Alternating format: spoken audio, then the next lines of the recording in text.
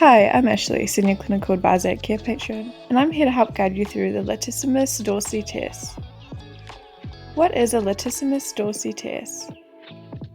The Latissimus Dorsi is a muscle that spans most of our thorax. This muscle is responsible for several things, including our shoulders, such as shoulder extension, shoulder adduction, shoulder flexion, and the internal rotation of the shoulder joint. Essentially, it helps us move our shoulders and arms and to help them reach their full range of motion. It also provides stabilization of our upper extremities when performing movements as well as breathing. This is because it lifts the circumference of the rib cage, increasing the volume of air that can enter our lungs.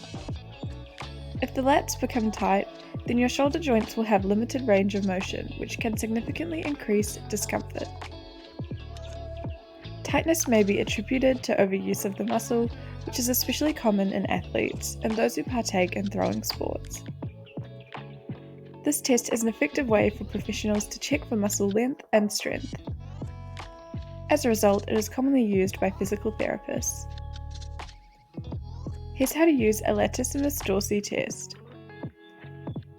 The first step is to fill in the patient information, gather the materials, and read instructions as listed.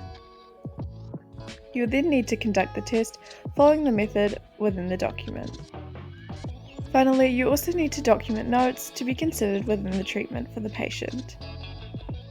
To view a sample assessment of the Latissimus Dorsi test, feel free to visit carepatron.com where you can download and access the test for free.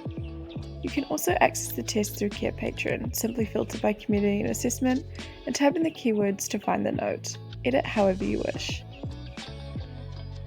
Thanks for watching, and remember to subscribe to Carepatron to view more healthcare videos.